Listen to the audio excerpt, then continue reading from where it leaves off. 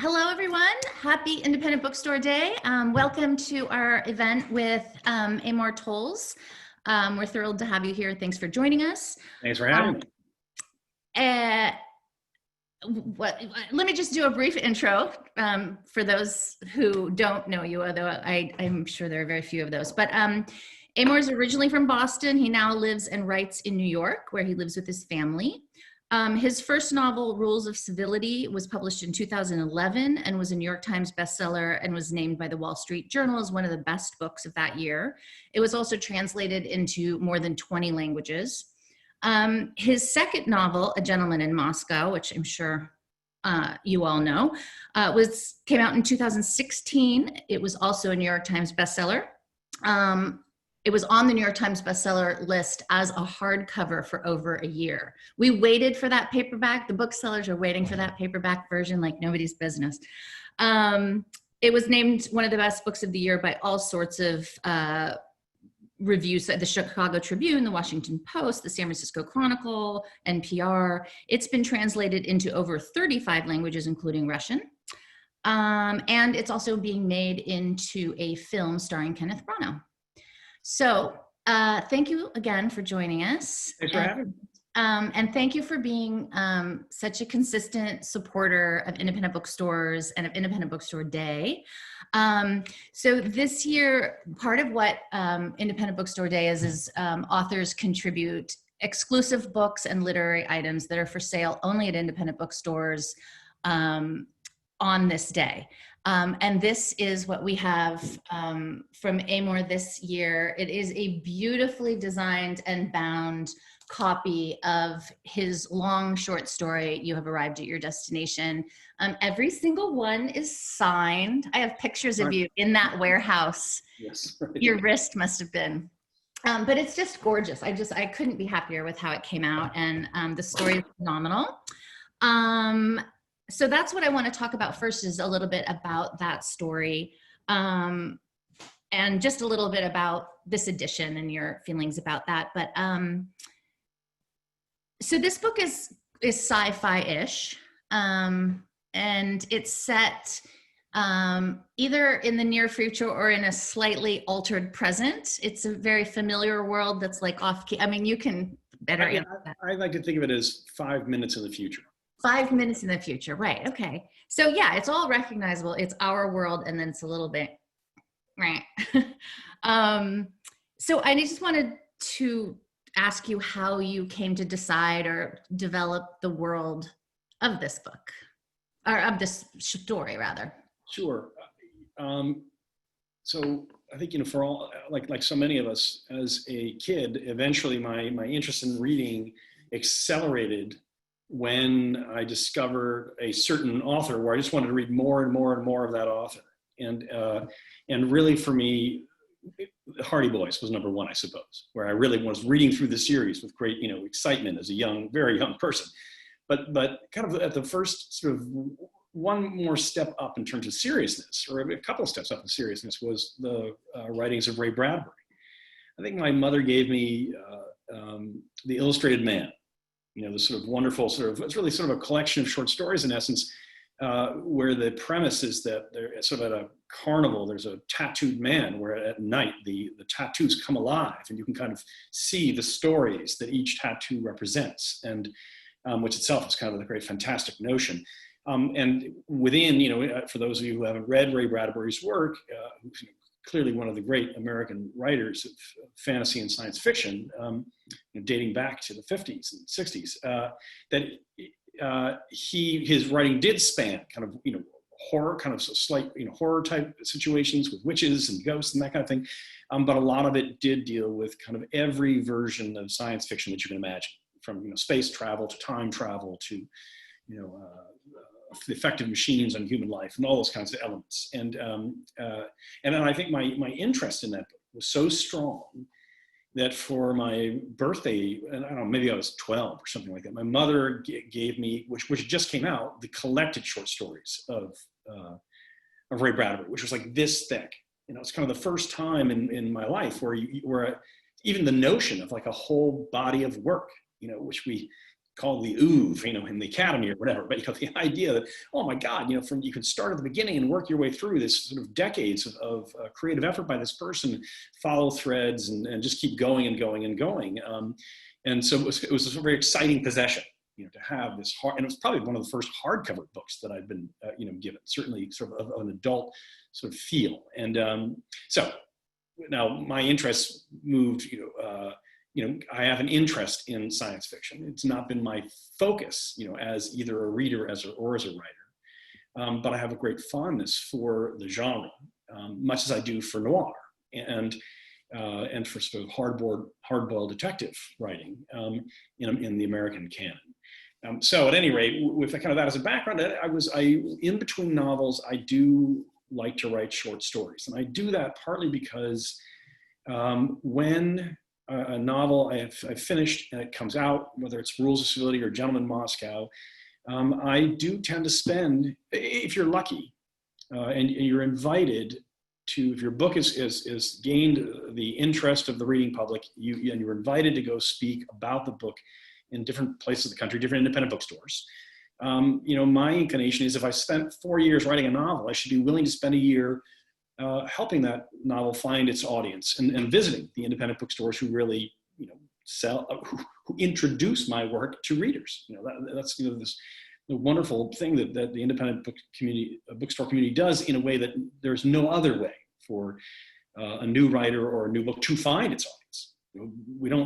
Publishing houses don't advertise on television. They barely advertise in print. The book review is kind of disappearing as once you had multiple newspapers in every city and every one of them had book reviews. And, now that's, really down to a very small group of book reviewers around the country who can only review a very small number of books.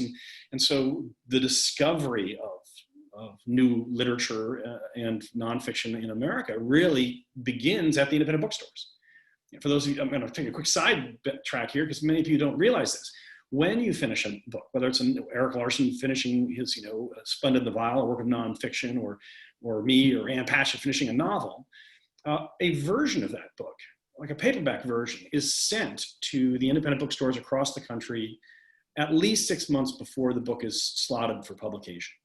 And so you have to picture, if you're at an independent bookstore, what's happening on a weekly basis is boxes and boxes of books are arriving that aren't in print yet, in essence, and from every publishing house in the country, spanning all genres, young adult, nonfiction, cookbooks, travel books, but certainly novels of all kinds, mystery, suspense, romance, and what happens is that the independent booksellers across America at all these stores, they read everything. They read all through that. And what they're looking for, of course, are what in any one particular category are the books that are going to really capture the imagination of our client, the people who come through our doors on a daily basis. And of course, when you look at an independent bookstore, all kinds of people are coming through the door, all kinds of interests. And so they keep that in mind. And when you go into an independent bookstore and you see that table right in front, and it's got new novels, that's a tiny fraction of the novels that have been published in the course of the previous 90, year or 6 months or 3 months. And it's a curated selection. That's the sellers in the store have read everything and made a determination. These are the books that we think are going to capture the imagination of the readers who come through our store, whether that's because they're timely, they are beautifully written, they are original, they're a great version of their genre, the top of spycraft or whatever the reason. And so that's what it is just passion on the part of the individual bookseller. They read something and fall in love with it, and that's not something you can create in an advertisement. It's an individual bookseller putting a book into a reader's hand because they love it so much. Yes, exactly. And this is a PSA. That is true, but it's also true. So it is a public service announcement, but it is true, which is that if you look, any of you who are listening, or watching, if you think of a book that really struck you in the last 10 years that you read, fiction or nonfiction, and you didn't really know the author before you read that book, you love that book, I guarantee you that book began its journey to you from a bookseller in an independent bookstore saying to customers, you're really going to like this. You liked that, you're going to like this. And that may not have been to you, but what happened is that bookseller was so right that the person who read that book began talking about it with their friends and their family and gave it as a gift, etc. But all discovery of new voices, of fine new books, really begins in the independent bookstores in America, because there's really no other way in which the discovery takes place. So going back to this thing, I do, when I was lucky enough that Rules of Civility was a book that did capture the imagination of many independent bookstores sellers, and helped that book begin to find its audience, without which I would have been just writing into the abyss, which I was prepared to do. But nonetheless, I had the good fortune that the independent bookstores across the country said, listen, we like this book, and we think our readers are going to like this book, and we'd like you to come and talk. And so my mindset then is, all right, this goes back to what I was saying earlier.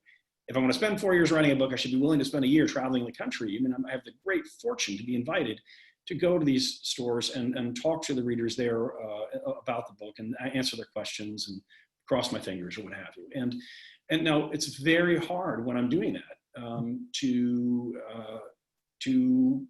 write my new novel. In the case of The Gentleman in Moscow, I did 150 events over the course of 2 years. And so it's very hard to start in 30 states. So it's very hard to start a new novel when you're going from town to town to town, and you're talking about the last novel. And, so I use that time, creatively speaking. The short story really is a way that I can use that time, because it doesn't require me that kind of uninterrupted months and months and months of focused attention. I can sort of in between journeys to one town or another, to the tattered bookstore in Denver, or to out into down to Parnassus, Nashville, wherever, I can do some work in the short form. Mm-hmm. And so, long introduction. So along the way, and I've been writing a lot of short stories in recent years in a variety of sort of voices and styles, which is kind of the tradition I grew up in, which is not to kind of constantly write a short story in a similar tone or similar space, but just to constantly be investigating new things. And suddenly it kind of struck me, after all these years, I really haven't done anything in science fiction. And it's a little intimidating to kind of step into a genre like that I know and respect, but I haven't written in myself, and so in a way, that's why I decided, I'm going to write a science fiction story that's set 5 minutes in the future, because it's a little closer to home for me, something that I felt like I could gain a command of. And now, different writers approach the short story in very different ways. And we have in America have one of the great short story traditions, dating back to obviously even 19th century writers, great, Edgar Allan Poe, going all back to there. But whether it's Hemingway and Fitzgerald or Wharton, but some of the real masters of the short story, like Raymond Carver, people like that. So where in the case of Raymond Carver, where that's their focus, is writing in the short form and really mastering it and bringing to the short form a new style, a new voice, and in some cases, a new representation of a slice of America, and that's, so for me, I'm not kind of at that level, right? So I haven't, so for me, I leave the realm of the novel where I feel most comfortable and most dedicated. And for me, the short story is a realm of exploration, of experiment. Suddenly I can look at this, I'm going to write something in 10, 15, 20 pages or whatever it is. I'm going to do it over a period of months, instead of years. And it's kind of, it takes away, I don't want to make light of the art form in any way, because I say there are people who are doing incredibly extraordinary work in it. Maybe me, not so much, but it is a place where I can try new voices. I can try a new setting. Some of the people who followed my work know that at the end of Rules of Civility, the one thing that kind of obsessed me at the end of that book about Katie and Tinker and Eve is the character Eve disappears at the end of the novel and goes off to Hollywood. And I was sort of, when that book ended, I wasn't the two main characters.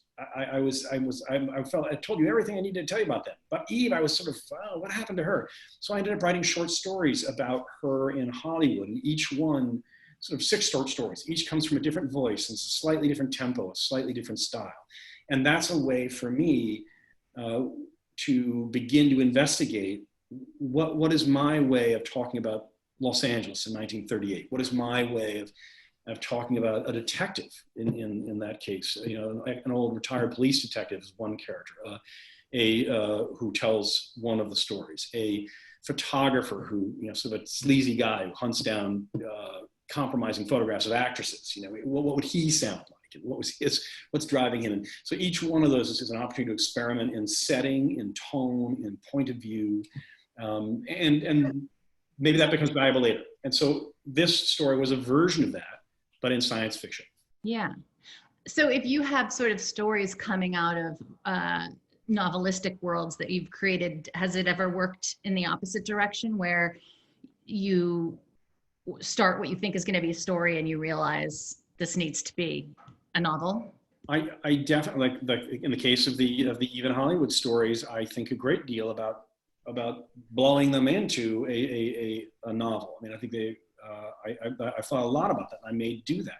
In the case of You've Arrived at Your Destination, one of the things interesting that came out of that is that, and you know, there was sort of a different series of different ideas that I was dealing with, and when the story was done, and you know, and you see this beautiful edition that was done for Indie Day, you know, which I think is, and got, you know, the design team for Indie did an amazing job of taking the story and putting it in physical form with photographs, and you know, they're spot on, really fun. Is that when I kind of finished that story, it was all done, and I kind of was reading through it. I suddenly realized, you know, this story actually belongs. I was choosing between story A, B, and C, and chose to do story C.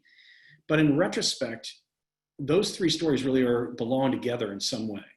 Mm-hmm. And so this is a case where I am definitely expanding that story, which is in that little it's not a full novel, but it will be kind of a chain of stories that have bearing on each other, and that will, you know, find its way hopefully to readers in a collection of short stories at some point in the next. Right, that's what I was going to ask you. Do you have a collection of stories in the works? Yeah, I do, and Viking Penguin is signed up to release that after my next novel, and I'm well on the way to completing that.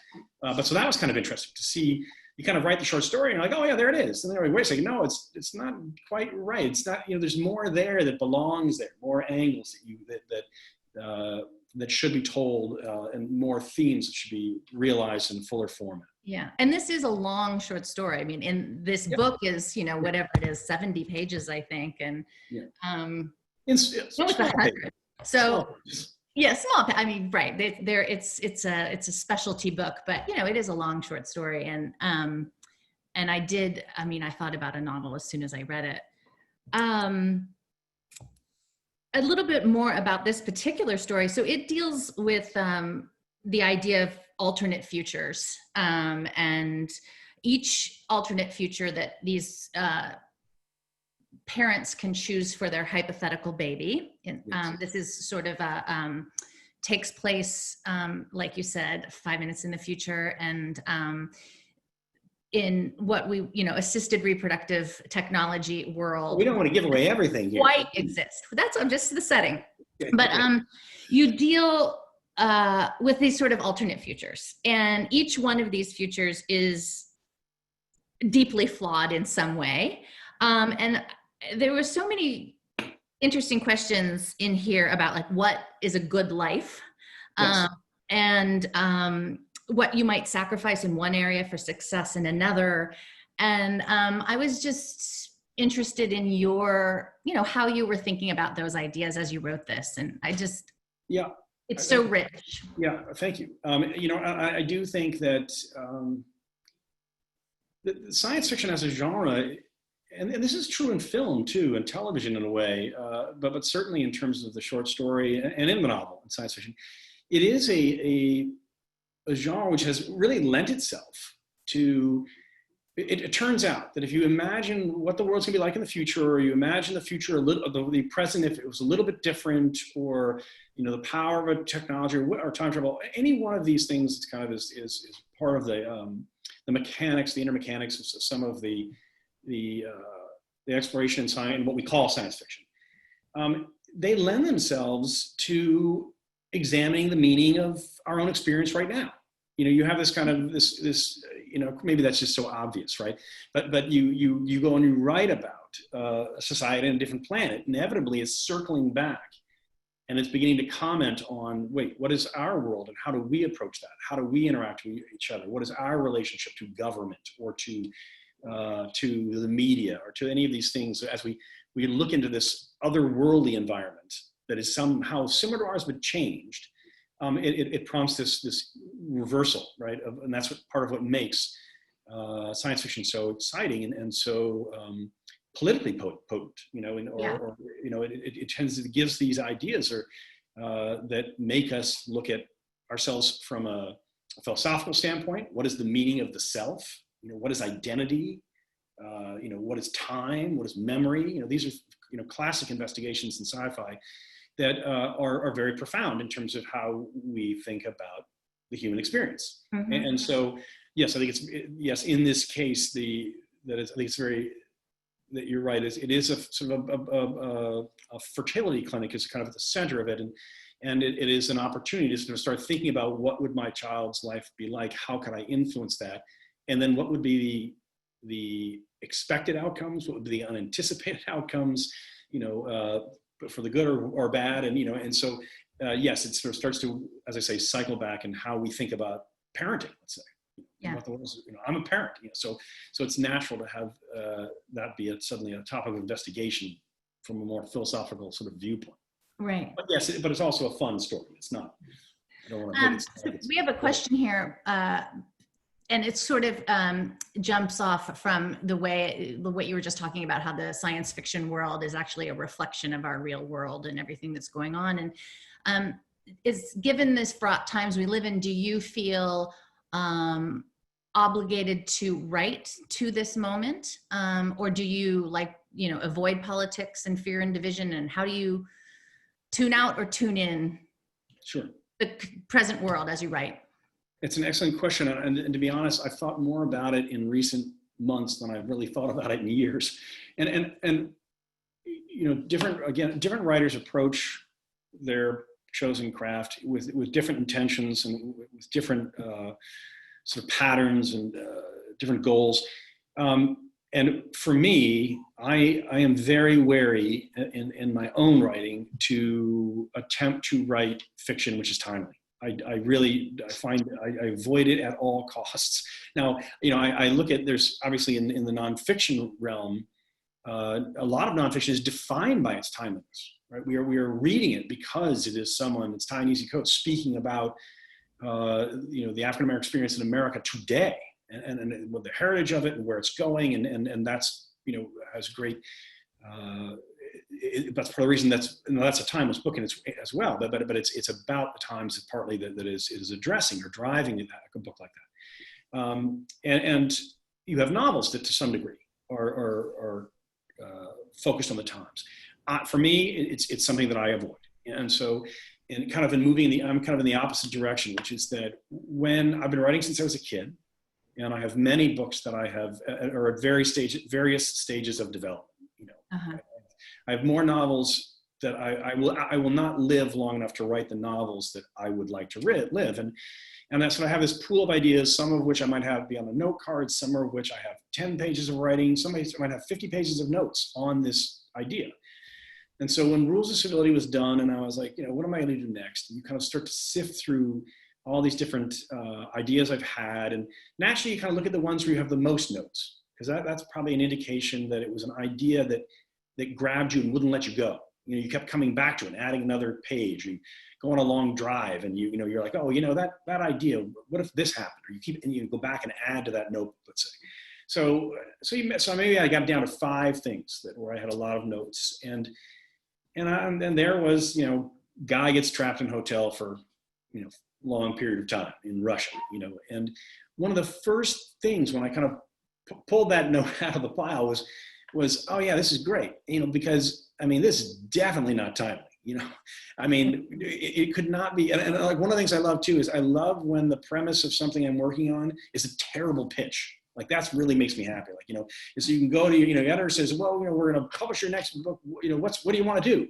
And that's what happened. You have rules of civility. Viking Penguin said, we want to publish your next book. You can, whatever you like. What are you thinking about? And I said, I'm going to write a book about an aristocrat in 1920s Moscow who gets sentenced to house arrest, and 30 years he doesn't come out of the hotel.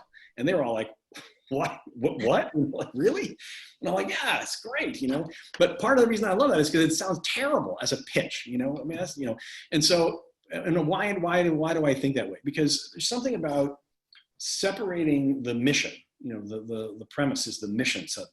I'm going to invest these years in imagining this work and crafting sentences over and over and over, this long game of endurance, is that I kind of want it to be its own thing, and that, and I think that's partly grounded in the fact that I think if you look at what the novel can do in its most powerful form, is that in its most powerful form, you've got all these elements of craft coming together in a novel, right?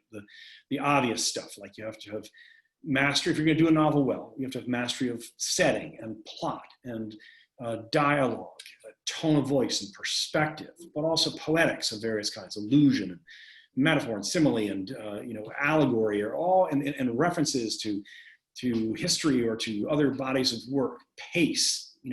All these are elements of craft, and depending on what story you tell, each one of those elements of craft would have to be approached differently, right? Your tone, your perspective, the pace, the setting, it would all be very different. You have to realize those elements different when you tell a General in Moscow than if you're telling, a different story. And so when you're pursuing this and you're crafting all these elements, the goal of the novel is to take these various elements and to create a narrative which is engaging for the reader, where all these elements are at play and then somehow are in harmony, and these disparate elements, and feel organic to the narrative, such that when you finish the narrative, everything feels like it belonged there and nothing feels extraneous and nothing feels missing. It feels like a cohesive whole, but again, with all these varied parts.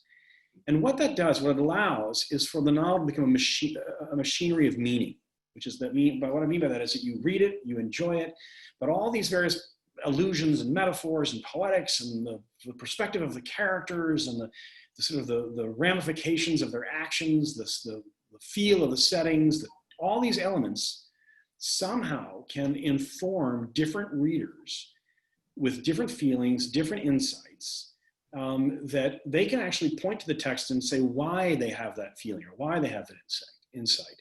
And you can have a different reader from a very different background who's equally engaged in the book, drawing completely different conclusions and in a very satisfying fashion. In fact, you have the same person read a fine work of fiction at the age of 20 and then 40 and then 60 and then 80 and enjoy it each time, like Anna Karenina, and each time walk away with a very different viewpoint about what the book means and be drawn to different parts of that book and that resonate with them at that moment in time.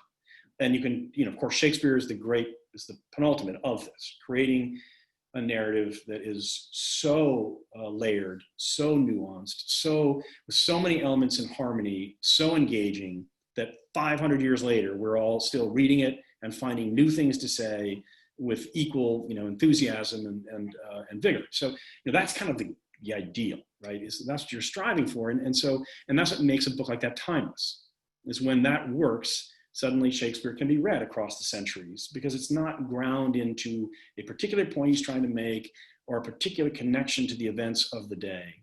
Right. It is instead this organic thing, which is this machine for meaning. And that's what I strive for. I may not achieve that, but that's what I strive for. And so, yes, the story that doesn't feel like the Times to me is always somehow more compelling.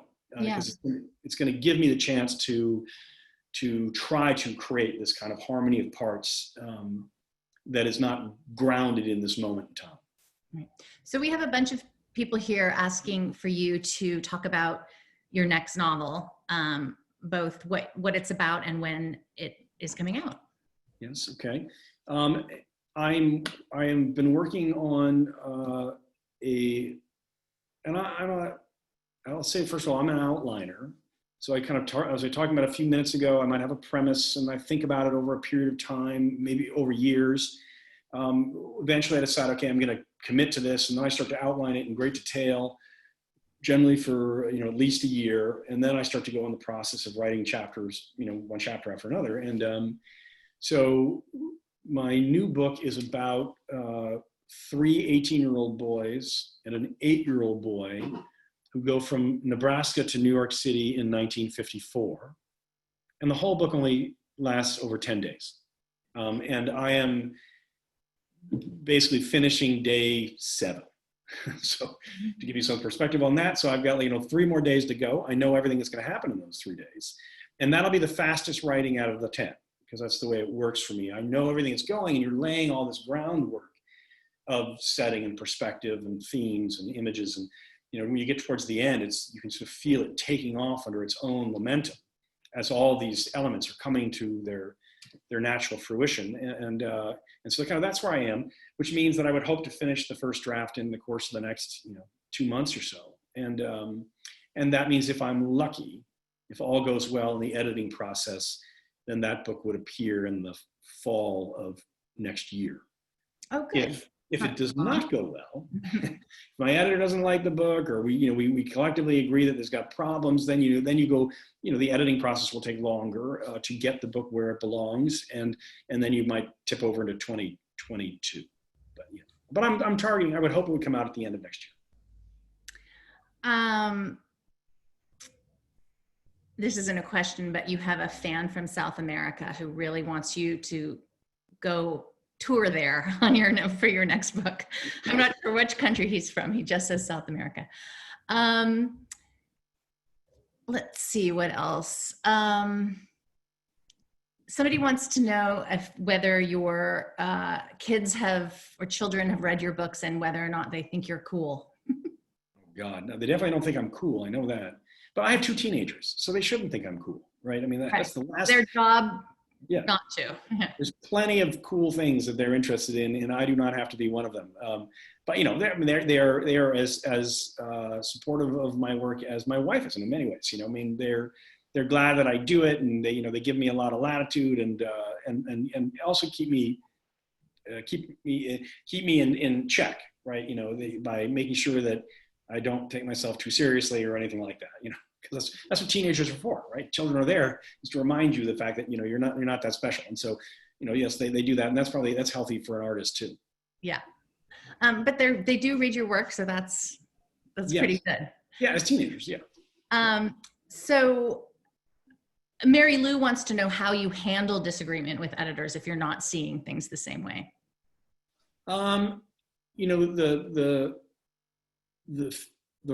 The fiction writing field is one where there's the great luxury of the fiction writing field for artists is that, in essence, the contract that you sign, if you're lucky enough to have a contract to write a book, is that when you hand in a manuscript, you are under an obligation to consider the feedback from your editor and publisher, et cetera.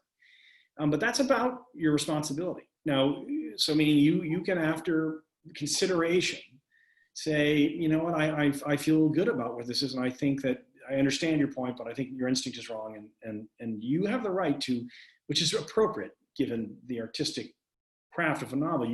It's not a committee created product. It is, or a work of art. It is a single voice and an idiosyncratic vision which is behind a novel, and the editors know that, and they're trying to protect that. So if you've got an editor, a good working relationship, mine is Paul Slovak at Viking. We have a terrific working relationship. He is trying to, and does, have a sense of my voice, a sense of my artistic interests, my ambitions for a particular story. And so he's going to read through that and say, are you sure that this part is really working? Are you sure that this character is fully realized? Almost anything. And he will send me, once he receives, I don't share the book with him until it's done. Some writers share as they go. I'm a person who I don't share my book with anybody until the first draft is complete. And he will send me, 6-7 pages of single space type notes, and never mind the work in the manuscript itself. And most of it is posed as questions, and sort of to get me to revisit a portion of the book which he's not convinced is working well yet. And what I will tend to do, all writers have different practices. I will try to I'll give it to Paul, I'll give it to my agent, I will give it to generally 4 other people who are good readers, whom I respect, all at the same time. They all get it at the same time. And what I'll try to do is have them give me feedback in the same 30-day period, generally, and say in a month after I give it to them. And I try to have lunch with each one of them, in essence, where I hear what is their response to the material. And what that allows me to do is kind of just start taking in the different viewpoints, and then I retreat with that. Now, in the meantime, I've kind of been waiting for them to read the book. I've begun to dwell on it myself, and you're saying, oh, I hate that part, that character really is not working, or those 2 characters should be 1 character. So I'm already beginning the process of designing a revision. When I think about that, it's like a designing a revision, and when I start to get the feedback, then I retreat with that, and you start to think about, okay, what I really like to do is think about, here's 3 different problems that are mentioned. So-and-so doesn't like this aspect, so-and-so doesn't like, the scene, so-and-so doesn't like that character, so-and-so doesn't like this tone. And maybe I can make a change in the book that will address all 3 of those concerns at once, because maybe they're all kind of circling around the same problem, and so when I do it, something you're like, oh, you know what, if this chapter were ripped out and instead this is what happened, then that would kind of answer all 3 of these concerns, and that can bring great economy to the book and improve it. A single change can improve it from multiple directions and make it a stronger book. And so that for me tends to be the kind of editing process. And then you revise again, and I will tend to do from beginning to end a revise 3 times, and you're just kind of revisiting every single sentence to see, you have this grander revision aspects like I'm describing, the structure of the book, the characters, the themes, new scenes, etc. But then you have the more refined aspect of the revision, which is trying to make every paragraph right, every sentence stand, and that's a lot of manual labor. Yeah. Paula says, in spite of what you said before about avoiding politics of the time, how is it that A Gentleman in Moscow seems so prophetic? She says you're a visionary, but and also she asks, and I don't know if you want to answer this, if you have any feelings about November. About November? Oh my God. I am. My politics are more progressive than conservative, and so I do think it would be great for a change. I think that there's a lot of and anybody who's read A Gentleman in Moscow, the book isn't about my opinions about things. It's a narrative, but nonetheless, if you met the Count, you probably know I'm not a Trump guy. They really, the Trump would. The Count would really have a real problem. He would just stare at the Trump with disbelief, on multiple fronts, and so yeah, I look forward to, a White House that is a little bit more traditional in its constraints. And what about just the prophetic nature of the feeling of people being locked in? And yeah, obviously you can't see the future, but yeah, as I say, I like to write a book that doesn't speak to the times. I would prefer it to be timeless if I can achieve that. And when you do that, you kind of cross your fingers and say, well, if you do that, the times will find it.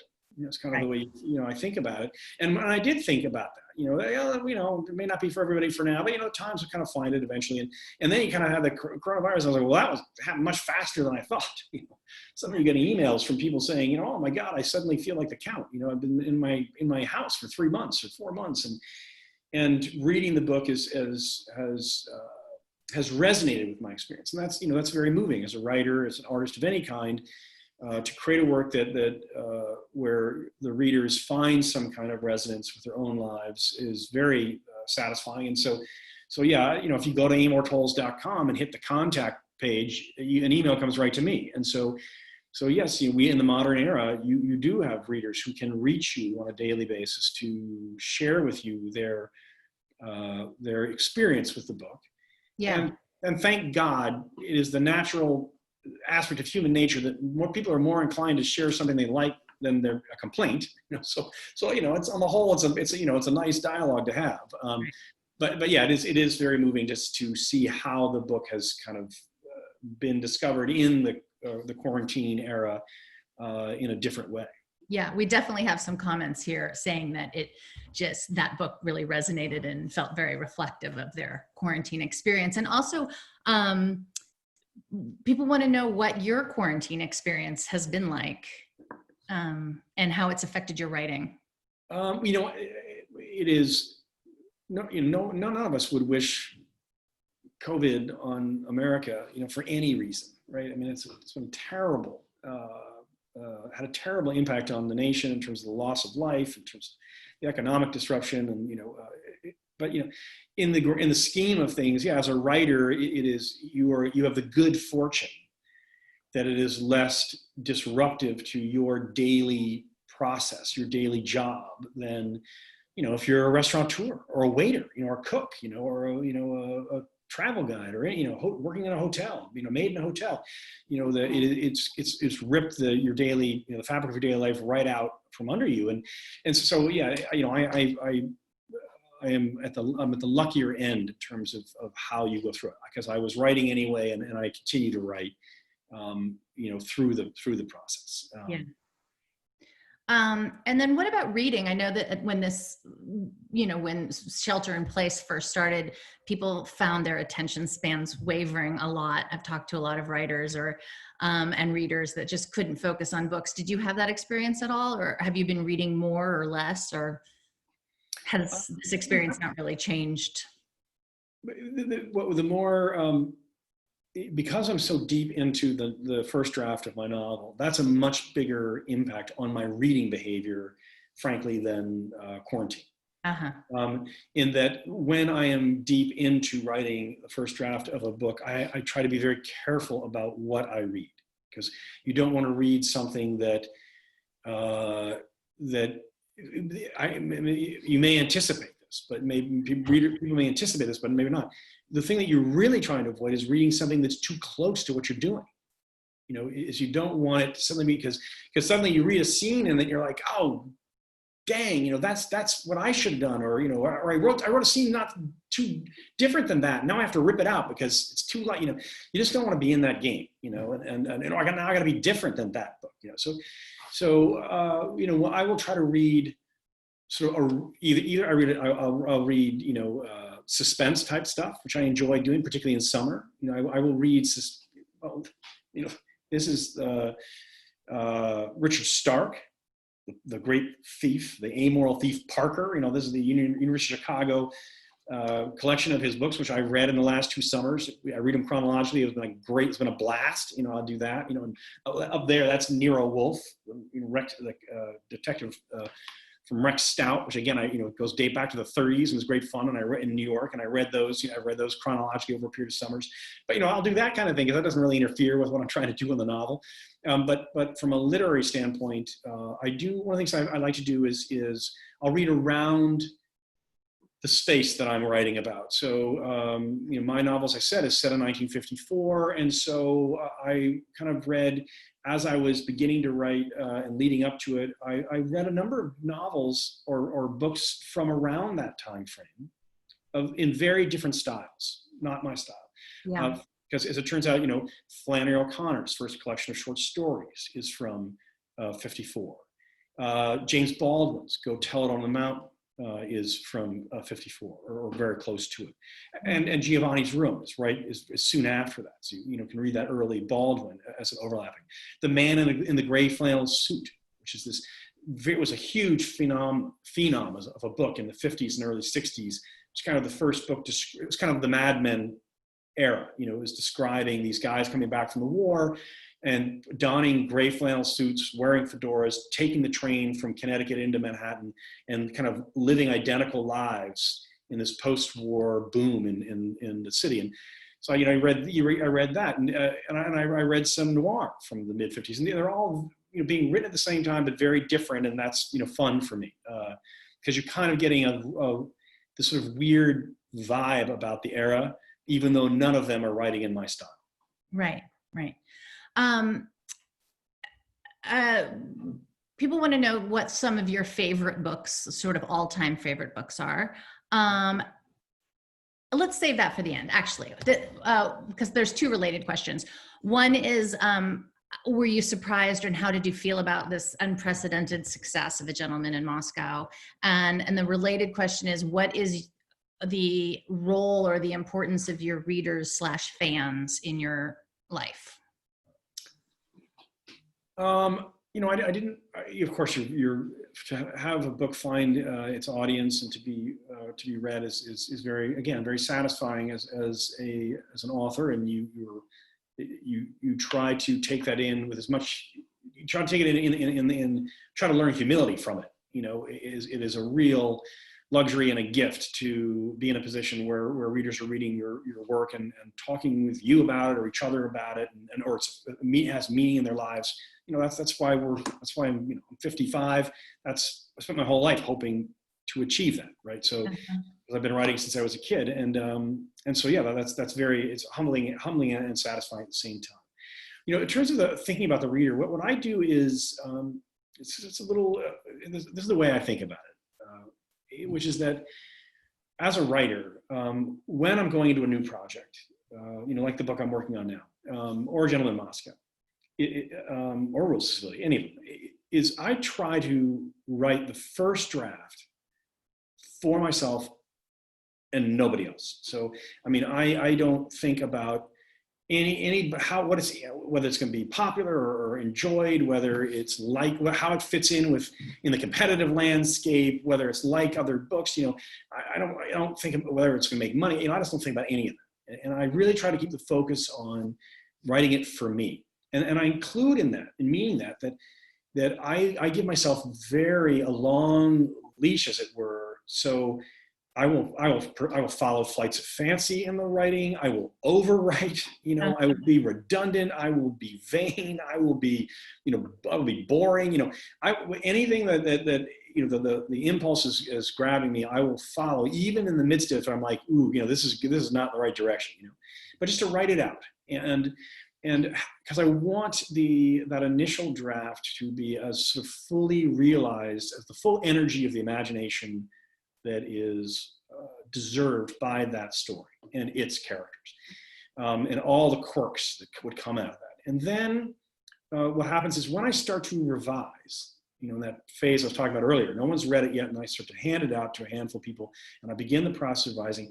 That's when I kind of turn the axis, and I say, well, I think I want to revise with the reader in mind, and having written with myself in mind and without the reader in mind. And for that, I don't have a specific reader. It's kind of the ideal reader in a way.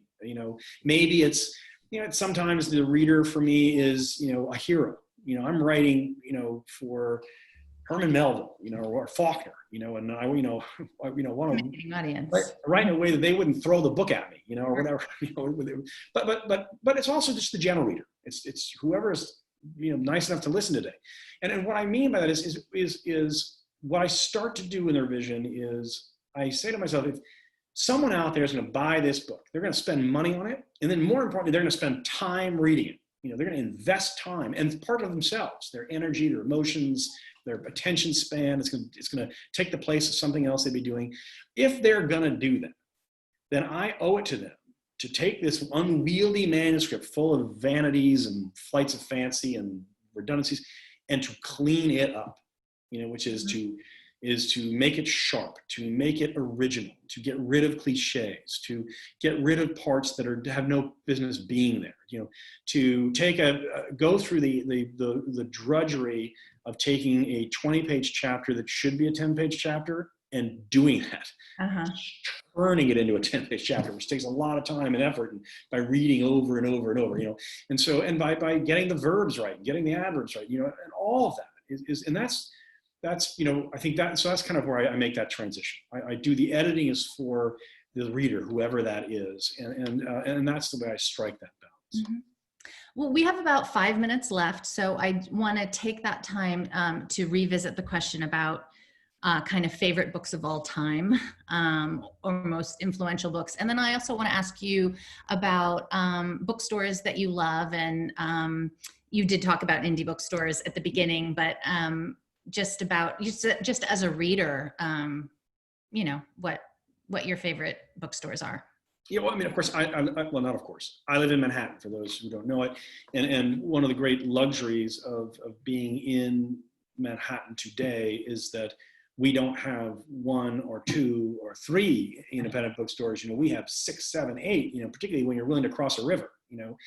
And so it's an embarrassment of riches. And so yes, I think of them all as my local indie, and know the people there, and stop in, whether that's McNally Jackson in Soho or Three Lives in the West Village, Green Light in Brooklyn, or Word in Brooklyn, Shakespeare and Co Uptown, of course the Strand, which is sort of everybody's who moves to New York as a young person. It's their first bookstore they kind of go to because its scale is just so crazy, so that's all part of the fabric of living downtown. Never mind the mystery bookstores, and the cookbook bookstore, and the Books of Wonder, the kids bookstore. I mean, that's Right. all great. But in terms of reading what I read, and first of all, I'll say that for people who really want to know, it's a long list that I wouldn't go through right now. But if you do send me an email, through my website, I'll share with you the list of the books I admire, and I do that when people ask. Would you allow us to put it on our website to share with our? Yeah, sure. Yeah, you reach out to me, I'll share that. I'll do that. I'll put it on Indie Bookstore's website. Yeah, and I will confess that a lot of it is, the majority that's on the list are dead writers. I mean, sometimes recently dead, but I don't. I think back on, not because I don't admire a lot of the writing that's being done now, but there's something about time that really allows us to kind of revisit a work of art in a different way, and to really kind of allow it to come to its full resonance. It's kind of hard to do that with a book that just came out. Including a book of mine, it's hard to, you might enjoy it, or might think it's great or whatever, but 5 years from now, you may be like, why did I like that? Whereas, a lot of the books that I own on that list are books that are, from 1850 to 1960, or whatever, or set in 1970, this kind of span of time, where you've had the benefit of decades to allow that book to kind of come into some perspective of how powerful it is as a work of art. But probably my 3 favorite novels are Tolstoy's War and Peace, Melville's Moby Dick, and Gabriel Garcia Marquez's 100 Years of Solitude. And so, not in retrospect, the fact that all 3 of those I had this great love for those 3 books when I read them each more than once, but when I first read them, I was just like, wow, this is an extraordinary achievement. It's not a coincidence that those 3 books kind of share a really grand scale. They are very ambitious in their sweep, and they're covering time and events and enormous array of human interaction, and different sort of styles within the same book, simultaneously. If you look at War and Peace, for sure, you kind of have a romance and a war story, but a whole chunk of the book dedicated to philosophical investigation of the nature of history, and and you've got historical events being depicted. The whole thing is going on, and you look at Moby Dick. It just keeps moving from one form of writing to another, but all within this cohesive voice of Ishmael's. And so as I say, it's not. I think it's that part of the reason those books really stand out for me is that they are just so overwhelmingly amazing in the scope of their achievement. Yeah. Sure. All right. Well, we're out of time, but I want to thank you so much for joining us today. And to all of the 320 people who were with us. And thank you for your questions. Happy Independent Bookstore Day. I just want to remind you, there's been lots of questions about where to get this. It's at independent bookstores participating in Independent Bookstore Day. If you go to indiebookstoreday.com, you can search by zip code or search the map and find the one closest to you. If you don't have one close to you, or you don't want to leave the house, you can buy it online from any of those stores as well. The same goes for all of Amor's books. So thanks again, and happy Independent Bookstore Day. And let me just say, I apologize if we didn't get to your question, but by all means, shoot it to me through the website, and I will answer any question that we failed to touch on today. But thank you for joining us, and thank you for hosting this day. Thanks to all the independent booksellers across the country. Yes, definitely. All right. Bye. See you later. Thank you.